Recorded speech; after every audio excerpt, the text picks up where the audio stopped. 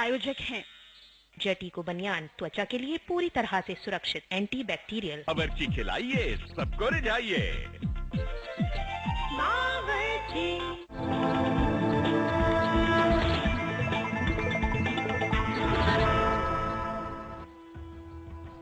नमस्कार, स्वागत है आपका वास्तुवाणी में। मैं हूं ज्योति और आज हम बात करेंगे यंत्रों से जुड़ी हुई। जी हाँ, आप भी जीवन में अक्सर कई समस्याओं से जरूर रूबरू होते होंगे, दो चार होते होंगे। कभी आपको लगता है शायद घर में कोई वास्तु दोष है, कभी आपको लगता है घर में क्लेश बहुत ज्यादा रहता है, कभी आपको लगता होगा डिप्रेशन बहुत ज्यादा रहता है। कहीं ये सभी चीजें वास्तु से संबंधित तो नहीं? इस पर भी हम तमाम बातें करते आए हैं और साथ ही साथ किस तरह से यंत्र जब हमें दिए जाते हैं वास्तु से संबंधित किसी समस्या को दूर करने के लिए, कैसे वो यंत्र कार्य करते हैं, कैसे वो समस्याओं को दूर करते हैं, इस पर आज हम रोशनी डालने की कोशिश करेंगे। और खासतौर से आज हम बात करेंगे दिशा से संबंधित दोषों को लेकर यंत्र किस तरह से कारगर होते हैं, किस तरह से वो काम करते हैं। और इस सब पर ज्यादा जानकारी के लिए हमारे साथ हमेशा की तरह स्टूडियो में मौजूद है अंतर्राष्ट्रीय ख्याति प्राप्त ज्योतिषविद वास्तुविद सर्वांग जी। सर्वांग जी, बहुत बहुत स्वागत है आपका। नमस्कार दर्शकों। तो सर्वांग जी, यंत्र की हमने पहले भी चर्चा की थी, तमाम यंत्रों से आपने हमें रूबरू कराया, लेकिन आज ये जानना चाहेंगे कि यंत्र कार्य कैसे करते हैं, किस तरह से दोषों को वो दूर करते हैं, कैसे समस्याओं का समाधान लेते हैं। लेकिन सबसे पहले आज मैं बात करूंगी दिशाओं से संबंधित जितनी भी दिक्कतें हैं उनमें यंत्र कैसे कार्य करते हैं, कौन सा यंत्र किस तरह के दिशा संबंधित दोष को दूर करता है। लेकिन मेरा पहला प्रश्न ये है कि यंत्र आखिर है क्या और ये कार्य करता कैसे है? जैसे कोई भी यंत्र आप लेते हो तो उसमें एक कोई वर्ग बना होगा, कोई उसमें वृत्त बना होगा, कोई उसमें कमल की पंखुड़ियां होंगी, ट्रायंगल्स होंगे और बिंदु होगा। कभी कभी उसमें कुछ बीज मंत्र लिखे होते हैं, अक्षर लिखे होते हैं, कभी कभी पूरे मंत्र लिखे होते हैं, कभी अंकों से रिलेटेड यंत्र होते हैं जिसमें एक से लेकर के और तमाम सारे अंक इस्तेमाल होते हैं। तो अलग अलग तरह के यंत्र हैं।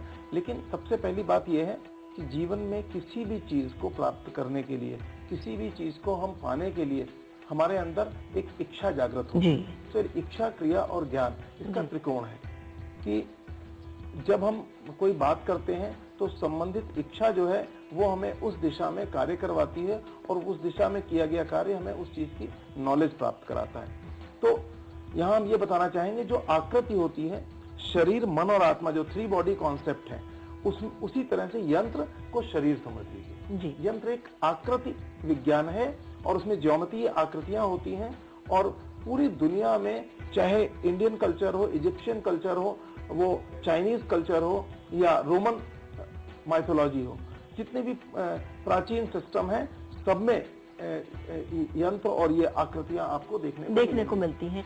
काफी महत्व देखा जाए तो बहुत ज्यादा महत्व है हर तरह की मैथोलॉजी में यंत्रों का। बिल्कुल।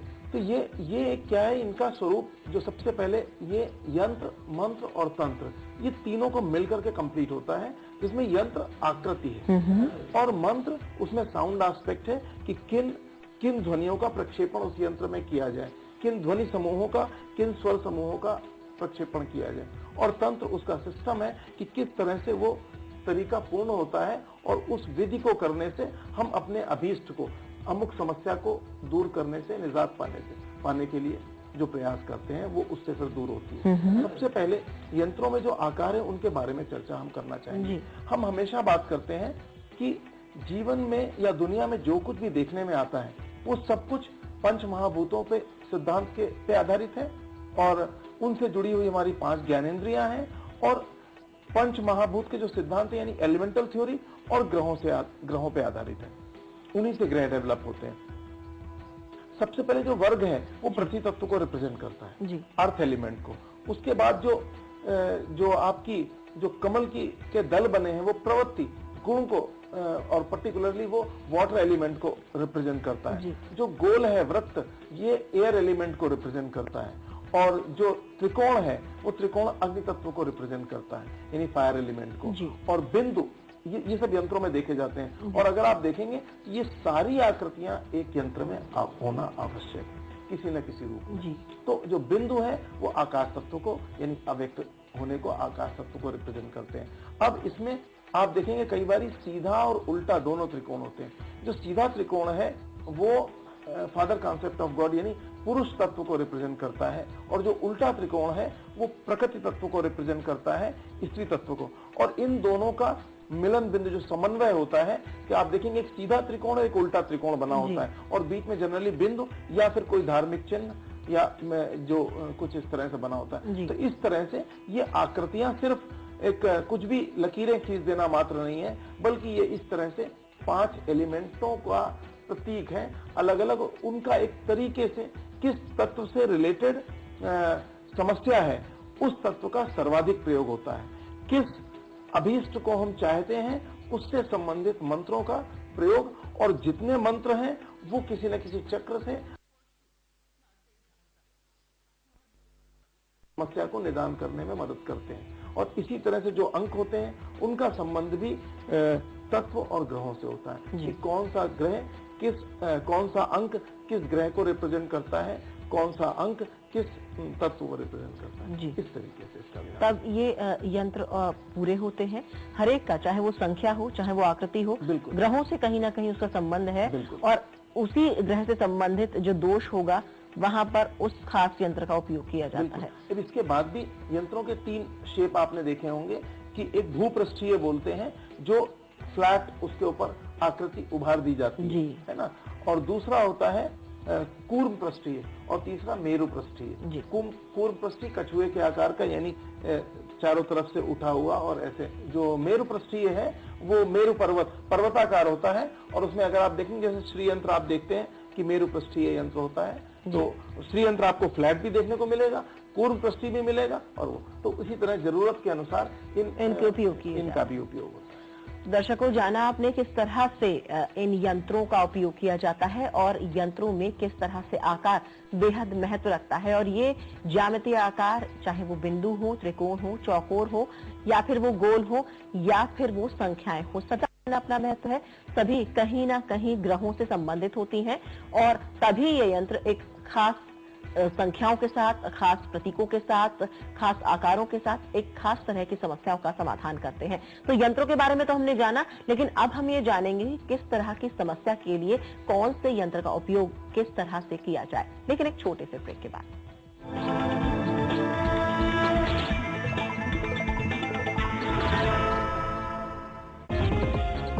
हम हैं उधर, लाखों निगाहें हैं जिधर। आपकी आउटडोर एडवर्टाइजिंग की हर जरूरत का समाधान, देश के 10 बड़े राज्यों में पहुंच। Sigma Trade Wing, T165 Faizabad Road, Indira Nagar, Lucknow 226016।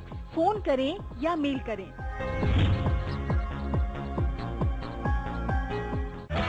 Grand Venezia group आपके लिए लाया है ग्रैंड वेनेजिया कमर्शियल टावर, जिसमें है एक 5 स्टार होटल, शानदार स्विमिंग पूल, रिटेल शॉप और आकर्षक एक्वेरियम, और भी बहुत कुछ आपके घर के नजदीक ग्रेटर नोएडा परी चौक के पास। Grand Venezia commercial tower. इस कार्यक्रम के प्रायोजक हैं जेटिको बनियान, त्वचा के लिए पूरी तरह से सुरक्षित, एंटी बैक्टीरियल। बावर्ची खिलाइए, सबको रिझाइए।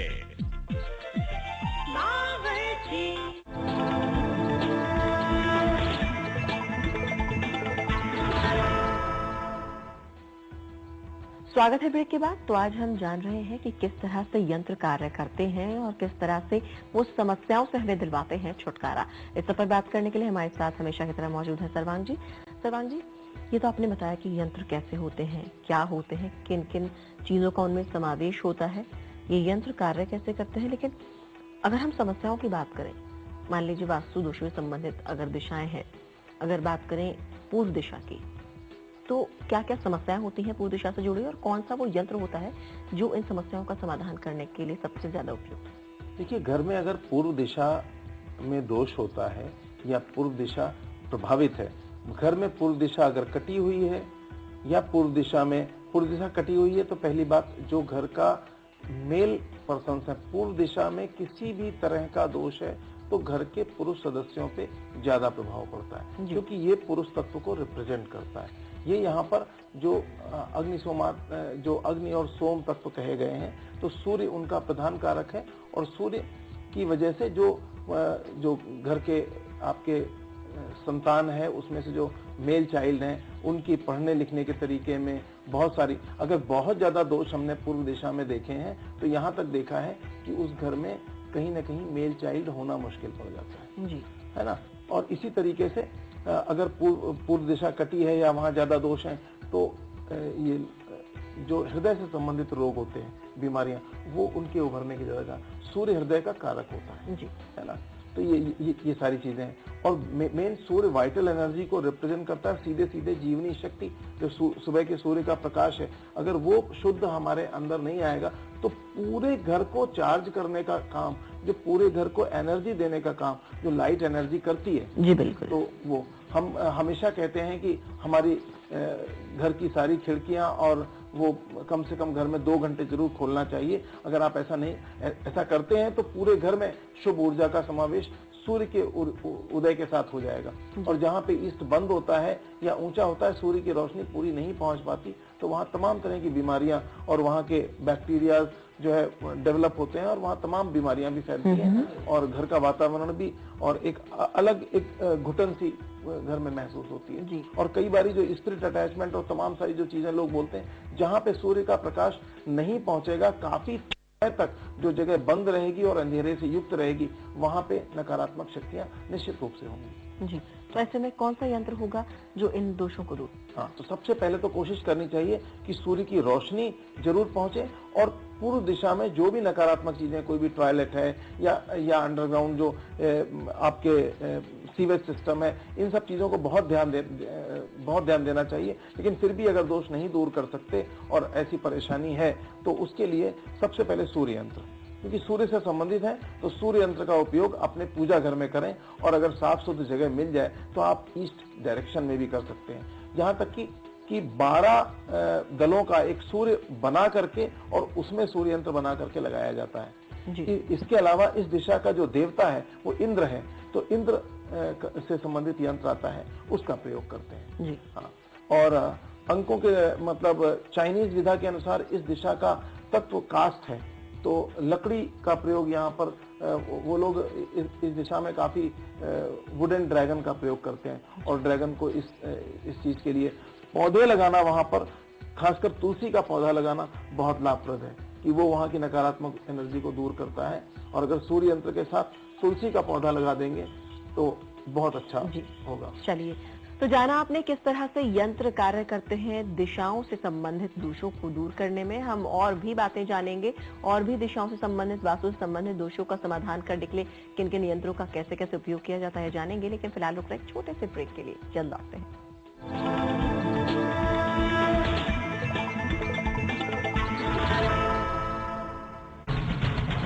सियासत के गलियारों की सबसे गर्म खबर। उत्तर प्रदेश में चुनाव प्रचार चरम पर है। एक साथ तो कह रहे थे कि वो चाहते कि सरकारी न बने, क्योंकि जब इलेक्शन होता है तो और महंगाई बढ़ जाती है। परखने का सबसे अलग नजरिया। अगर आप रोजगार की बात करते हैं तो आप पहले इंफ्रास्ट्रक्चर की बात कीजिए कि हम फला उद्योग लगाएंगे, फला ये करेंगे, उसके बाद आपको रोजगार मुहैया होगा। सीधे कह देना कि हम 20 लाख लोगों को रोजगार देंगे, इसका क्या मतलब? बेखौफ, साफ, बेबाक अंदाज। हमारा भी गाय से बहुत पुराना नाता है, क्योंकि गाय हमारी माता है। हिंदुस्तान में लोगों का गाय से एक इमोशनल जुड़ाव है, भैंस से नहीं है, दूध पीने के बावजूद। ये पुल इसलिए पूरा नहीं हो रहा है क्योंकि इसका रास्ता लखनऊ की विधानसभा तक नहीं जाता। इस पुल का रास्ता उन दूर दराज गांवों में जाता है जहां ग्रामीण रहते हैं, गरीब किसान रहते हैं। देखिए सैयदीन जैदी के साथ सिंहासन उत्तर प्रदेश, हर रोज शाम 7 से 9 बजे। इस कार्यक्रम के प्रायोजक हैं जेटिको बनियान, त्वचा के लिए पूरी तरह से सुरक्षित, एंटी बैक्टीरियल। बावर्ची खिलाइए, सबको रिझाइए।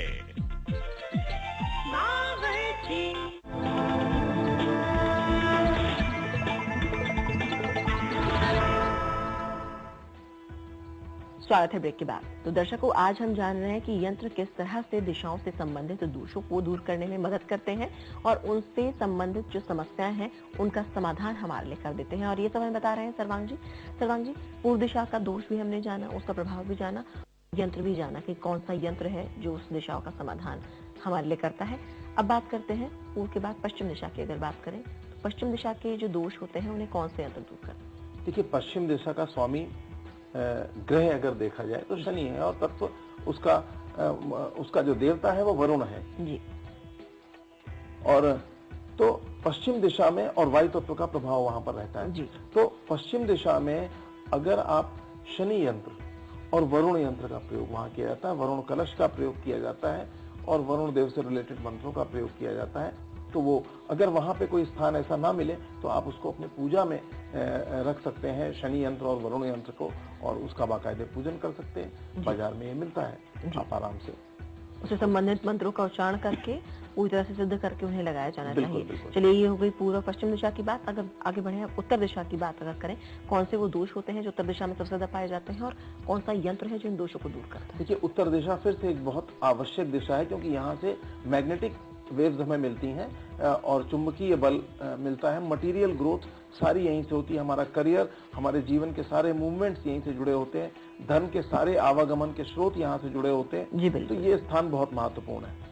और जो है हमारे जितने निर्णय होते हैं वो अगर उत्तर दिशा प्रभावित है या खराब है या कटी हुई है या किसी भी तरह से मिसिंग कॉर्नर है या किसी भी तरह से उत्तर दिशा में नेगेटिविटी है, तो वो हमें इस तरह की समस्याएं बहुत सारी पैदा हो सकती हैं। उत्तर दिशा जब प्रभावित होती है, जैसे मैंने कहा कि ईस्ट होने से पुरुषों को समस्या होती है, उत्तर दिशा में दिक्कत होने से महिलाओं को बहुत समस्या होती है, महिलाओं को हेल्थ प्रॉब्लम्स होती हैं, और एक मेजर एस्पेक्ट उस चीज का मैंने बताया। और करियर व्यक्ति का प्रभावित होता है, करियर के लिए बार बार स्ट्रगल, चेंजेस और बहुत सारी दिक्कतें इस तरह से पैदा होती हैं। तो उत्तर दिशा के लिए उत्तर दिशा का स्वामी ग्रह बुध है और उसका मालिक वहां पे जो देवता है वो कुबेर है और जल तत्व का स्थान है। तो जल तत्व से रिलेटेड यंत्र और जो बुध ग्रह से रिलेटेड यंत्र और कुबेर यंत्र, इनके समन्वय किए जाते हैं। चाइनीज माइथोलॉजी में जो कछुआ और जो एक पानी के कटोरे में जो कछुआ रखा जाता है, उसका यही सिंबल है कि जल तत्व को वहां किसी न किसी रूप में एनहांस कर रहे हैं। अगर वहां पे जल का स्रोत नहीं है आपके यहाँ, तो आप किसी कटोरे में पानी रख सकते हैं, उसके अंदर वहां कछुए में भी वो कोई यंत्र बना होता है ना। तो इस तरीके से आप उसको, लेकिन आप इसी तरह से जल तत्व से रिलेटेड यंत्र अपने यहाँ है उसका प्रयोग कर सकते हैं। जल की फोटोग्राफ्स लगा सकते हैं, वाटर एलिमेंट से रिलेटेड आप वहां पे बुध यंत्र का प्रयोग कर सकते हैं और वहां कुबेर यंत्र का प्रयोग कर सकते हैं, अपने पूजा में करें या उस स्थान पर करें। चलिए बढ़ते हैं आगे। अब बात करते हैं दक्षिण दिशा की। ये भी बहुत महत्व रखती है हिंदू माइथोलॉजी में ये दिशा। बिल्कुल। और दक्षिण दिशा के दोष भी सबसे ज्यादा प्रभावी अक्सर आप बताते हैं, सबसे ज्यादा ऐसे दोष होते हैं जिनका प्रभाव बुरा ही होता है। तो अब ऐसे में दक्षिण दिशा को संभालने के लिए कौन से यंत्रों का? ठीक है, दक्षिण दिशा उग्र दिशा है ना। यहाँ फायर एलिमेंट बड़ा उग्र फायर होता है, फायर एलिमेंट की दिशा है और इसका शेप ट्रायंगुलर है और इसीलिए कई बारी आप देखें मंगल यंत्र कई बारी त्रिकोणात्मक भी इस्तेमाल होता है, लेकिन सबके प्रयोग अलग अलग हैं। और तो दक्षिण दिशा के लिए इस दिशा का स्वामी ग्रह मंगल है, तो सीधे सीधे भौम यंत्र, और भौम यंत्र के तमाम भेद हैं उनसे, लेकिन भौम यंत्र मुख्य रूप से प्रयोग करते हैं। इसका स्वामी यम है इस दिशा का, है ना, तो उससे रिलेटेड यंत्र है। लेकिन भौम यंत्र और वहां लाल रंग का प्रयोग ये काफी उचित रहता है, क्योंकि इस दिशा का जो रंग है वो लाल है। इसके हनुमान जी से रिलेटेड यंत्र, हनुमत यंत्र के तमाम पंचमुखी हनुमान हैं और जो हनुमान जी के अलग अलग भेद हैं। तो आप दक्षिण दिशा में किस तरह की प्रॉब्लम है उसमें बहुत सारे हनुमान जी के स्वरूप और हनुमत यंत्र के बहुत सारे प्रयोग होते हैं, लेकिन मुख्य रूप से आप एक हनुमत यंत्र और आप जो है मंगल यंत्र का प्रयोग यहाँ पर कर सकते हैं। चलिए, मुख्य दिशाओं की तो बात हो गई सर्वांग जी, समय बहुत कम है। आप जानना चाहेंगे जो उपदिशाएं हैं उनको कैसे संभाला जाए। बात करें आग्नेय दिशा की, तो अग्निकोण इसका मालिक शुक्र है और इसका जो देवता है लक्ष्मी जी हैं। तो यहाँ पर शुक्र यंत्र है और शुक्र यंत्र के प्रयोग होते हैं, उनका प्रयोग किया जा सकता है। और दूसरा इसमें जो इंद्राणी यंत्र का प्रयोग बहुत आयत से किया जाता है, उसका आप कर सकते हो। वहां पे आप गुलाबी, लाल और आप हरे रंगों का प्रयोग कर सकते हो उस दिशा में, इस तरह से। चलिए, तो बात हो गई आग्नेय दिशा की। बात करें नैऋत्य दिशा की, यानी कि साउथ वेस्ट जो कोना है वो क्या करें? साउथ वेस्ट दिशा का स्वामी राहु, जो ग्रह राज राहु होते हैं और नृत्य नामक राक्षस देवता है, वो उस स्थान के देव होते हैं। यहाँ पे तो पुरुष के पैर होते हैं, यहाँ बिग अर्थ है, भारी कोण है, तो यहाँ पर राहु यंत्र का प्रयोग करते हैं और राहु और भैरव यंत्र का प्रयोग यहाँ पर किया जाता है। वायव्य दिशा, वायव्य दिशा में यहाँ पे चंद्र यंत्र का प्रयोग करते हैं। चंद्रमा इसका स्वामी है। चंद्र यंत्र का प्रयोग बहुतायत से करते हैं और यहाँ पर वायु देवता के बहुत ही चलायमान दिशा है। आप अक्सर बताते हैं कि इस दिशा को संभालना काफी मुश्किल है और इसके दोष भी बहुत ज्यादा घर में मतलब कई बारी मानसिक दिवालियापन, पागलपन, ये लीगल वरीज, बहुत सारी चीजें इससे संबंधित इस दिशा को संभालना बहुत। तो चंद्रमा, यहाँ पे चंद्रमा मन का कारक होता है, यहाँ पे चंद्रमा सबसे ज्यादा इम्पोर्टेंट। चलिए, और सबसे महत्वपूर्ण दिशा एक और दिशा है ईशान कोण। ईशान कोण तो जान है पूरे, मतलब उसकी वहाँ पे सारी ज्ञानेंद्रियां वास्तु पुरुष की वहीं होती हैं। तो यत पिंडे तद ब्रह्मांडे, तो आपकी ज्ञानेंद्रिया भी वहीं पर। तो ये कोना कट गया तो फिर समझ लीजिए आपका घर का सिर गायब हो गया, ऐसे समझ लीजिए जी। बिल्कुल। तो यहाँ पर इस दिशा का स्वामी ग्रह जो है वो गुरु है। तो गुरु यंत्र और शिव देवता, तो शिव जी का यंत्र या शिवलिंग, यहाँ पर अगर मंदिर में शिवलिंग की अगर पूजा होती है तो ईशान कोण के दोष दूर होने में मदद मिलती है। और वहां पर अगर आप जो गुरु यंत्र के प्रयोग अगर आप करते हैं तो बहुत बढ़िया रहता है। जी, तमाम दिशाएं भी हो गई, लेकिन एक और बहुत अहम चीज अभी बची है, ब्रह्मस्थान। अगर उसमें दोष है किसी भी तरह का, बिल्कुल सबसे महत्वपूर्ण वहाँ ब्रह्मा जी का स्थान है। और अनंत जो है नीचे, जो नीचे की शक्ति है वो अनंत देवता है, अनंत नामक शेष। तो वहाँ पे एक वास्तु पुरुष मंडल यंत्र आता है, तो उसका प्रयोग वहां पे होता है। और वो पूजन स्थान में रखने पर, और एक दिग्दोष नाशक वास्तु यंत्र ऐसा है जिसको रखने से लगभग सभी दिशाओं के दोषों को दूर करने में वो मदद करता है। जी, तो दर्शकों, जाना आपने किस तरह से आप अपने घर में जो दोष है, अगर आप पा रहे हैं किसी दिशा में कोई खास दोष है और उसकी वजह से आपको दिक्कतें पेश आ रही हैं, तो कैसे आप यंत्रों का इस्तेमाल कर सकते हैं और कैसे इन दोषों को दूर कर सकते हैं। सर्वांग जी, सभी दिशाएं भी हो गई, सभी यंत्रों के बारे में बात हो गई। अब वक्त नहीं है, लेकिन टिप ऑफ द डे हमारे दर्शकों, टिप ऑफ द डे मैं पूरे घर की समस्त दिशाओं की सुरक्षा और समस्त दिशाओं के दोष दूर करने के लिए एक बहुत प्राचीन और महत्वपूर्ण यंत्र और उसका प्रयोग बता रहा हूं। देखिए दर्शकों, जो भूस्वामी होता है, जब आप अपना मकान बनाने जा रहे हैं तो उसमें जो भूस्वामी होता है उसके 1.25 हाथ के बराबर एक तांबे का स्वास्तिक बनाया जाता है। बना करके उसको गृह स्वामी के 1.25 हाथ के बराबर ही गड्ढा खोद करके किसी शुभ मुहूर्त में उसका बाकायदे उसका पंचामृत अभिषेक और पीले चावलों की ढेरी से आवाहन और पूजन उसका होता है पीले चावलों से, और उसको फिर ढक दिया जाता है। इसके बाद वो जगह बंद कर दी जाती है। इसका वहां पे होना पूरे घर में शुभ ऊर्जा का प्रक्षेपण लगातार होता रहता है। अगर ऐसा स्वास्तिक वहां बना करके थोड़ा सा वो स्थान ऊपर खुला रखा जाए और बीच में उसके ठीक ऊपर तुलसी का गमला रख दिया जाए, तो ये कमाल का और सारे घर के किसी भी दिशा का दोष हो उसको दूर करने में मदद करता है। तो दर्शकों, जाना आपने किस तरह से आप इन यंत्रों का इस्तेमाल करके अपने घर में दिशाओं से संबंधित दोषों को दूर कर सकते हैं और अपने घर में खुशहाल ला सकते हैं। इसी के साथ वास्तुवाणी के आज के कार्यक्रम में इतना ही। हमें दीजिए इजाजत। नमस्कार।